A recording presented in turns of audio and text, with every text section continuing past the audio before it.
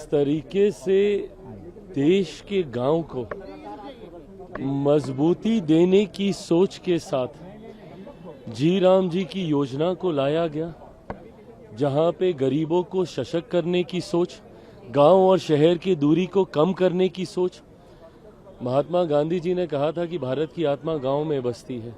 उन गांव को मजबूती देने की सोच के साथ इस योजना को लाया गया है। पर जिस तरीके से इस विधेयक के पारित करने में विपक्ष की भूमिका रही, मुझे लगता है वो पूरी तरीके से शर्मनाक है। आज जिस तरीके से देश की सबसे पुरानी पार्टी ने तमाम पुरानी परंपराओं को रौंदते हुए जिस तरीके से अपना आचरण सदन में दिखाया, ये कतई स्वीकार्य नहीं है। आप विरोध कीजिए, विरोध का अधिकार है आपको। अगर परेशानी है, अपनी परेशानी को आप व्यक्त कीजिए, ये अधिकार है आपको।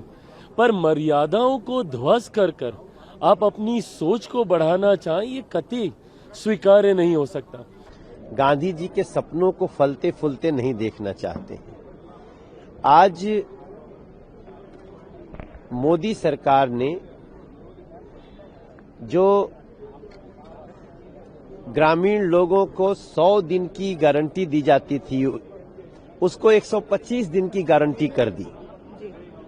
विकसित भारत के नाम से हमारे मोदी जी का जो उद्देश्य है कि गांधी जी के हर सपने को पूरा किया, हमारे महापुरुषों के हर सपने को पूरा किया, जो देश के लिए जीते मरते थे।